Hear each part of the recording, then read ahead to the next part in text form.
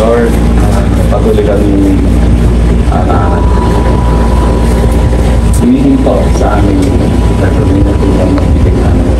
Mataas na pagkalang patuloy sa iyo. O Diyos ang kapangin. Mga kapatid na kasama siya.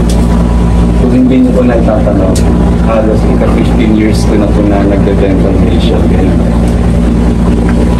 So, yung first 10 years ko talagang batang-bata pa ako yung first time, mga 2010, 2011. Dahil ako bagong konsiyer noon, 2010.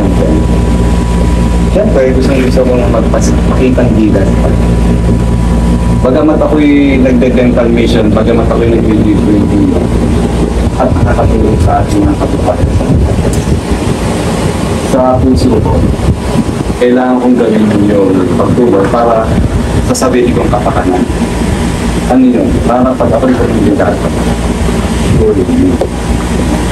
katunayan na noong 2010 kahit hindi chemical tayo, ako'y nakalusot. Kasi nagsimula na ako mag-dental mission bago pa mag-2010, 2009 na. At palipad December. 1 month pa lang ako nakakapag-dental mission, kumbaga tapos pa lang ng election. So nakalusot tayo. Sumunod na election, number 1 na pwesto natin. Tapos yung sumunod, number 1. Anyway, gusto natin sabihin, sa pagde-dental mission ko noon, sabihin na natin first 12 years, ang nasa sa puso ko ay parang sa sarili kong kapakanan. Bagamat ako'y tumutulong sa akin. Pero ngayon, no longer I, but Jesus Christ. Gusto kong sabihin sa inyo ang message ng ating Panginoon. Jesus loves you. Nais natin ikalat yung message ng Panginoon, yung pag-ibig natin sa kapwa. Dapat lumagana. Dapat sa puso natin, sa isip natin, sa buhay natin, yung pag-ibig natin sa kapwa. At hindi lang sa kapwa, maging pag-ibig sa ating mga kapwa. Kaya nasabi sa Bible, love for enemies. Sabi ng Panginoon. At higit dyan, bukod pa dyan, yung tinatawag na compassion.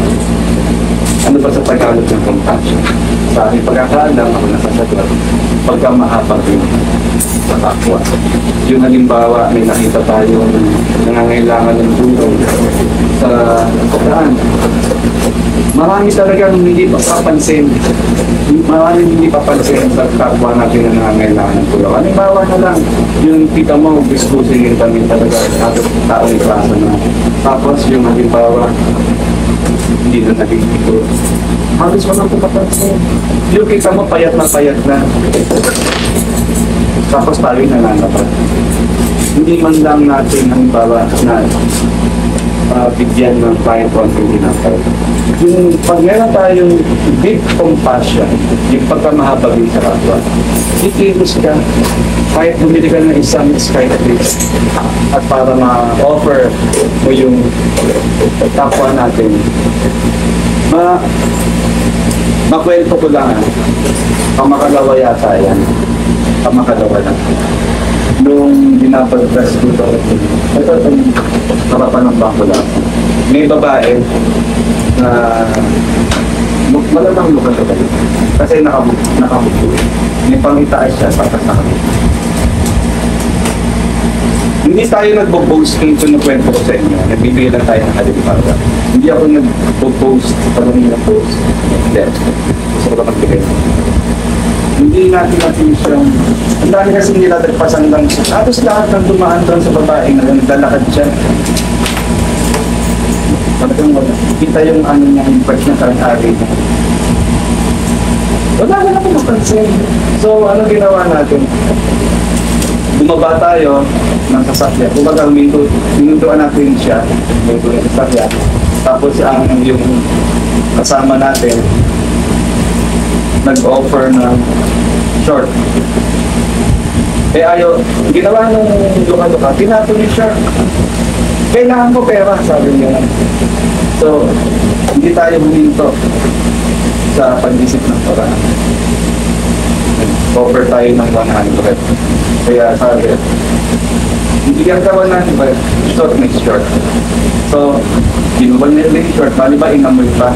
Alam mo, maselan nga eh. Yung short ko, matagal na sa kotse ko yun. Yung malamang sa kotse yung short. Ang jeep ko yun. Ayun, nakakatuwa na sinuot ko yung sa luwag. And then, pero na, so, mga tipong gano'n. Yung pakialam sa kapwa. Yung tinatawag na pagkamahapag. Kasi yung band yung pakialam ko. Alin sa dalawang makina. Yung pakialam siya sa kapwa. Yung kita mo nang nangangailangan ng tulong. Maging sensitive tayo. Maging manipis tayo sa pangangailangan ng iba. Hindi yung sensitive na madali ka masaktan. Hindi, yung ang klaseng sensitive. Sensitive tayo sa pangangailangan ng kapwa. Ayun yung kumaga tawag ng mensahe ng Panginoong Jesus sa atin mula ngayon hanggang sa huling hininga ng ating buhay. Sana ipamuhay natin yung pag-ibig sa kapwa, pag-ibig sa kaaway, at gayon din yung tinatawag na deep compassion, yung pagkamahapagin sa ating kapwa. Ayun lang. And nice kong salitain sa inyo, I speak blessing sa inyo lahat. I speak abundance sa inyo lahat na lingkod bayan na katulad ko. I speak good health sa inyo lahat. Ang universe sobrang lang. Hindi pa.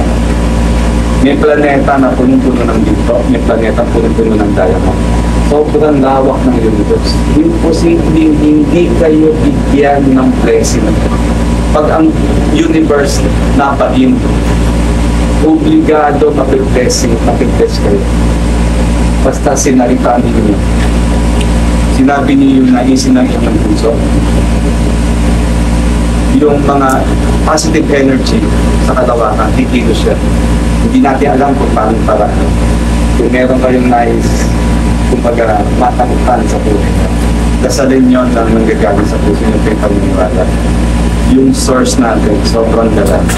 Kung ako galante, dahil papakainin ko kay mami ng mag-inasal. Wala ko sinabi doon sa source. Alikabok lang ako.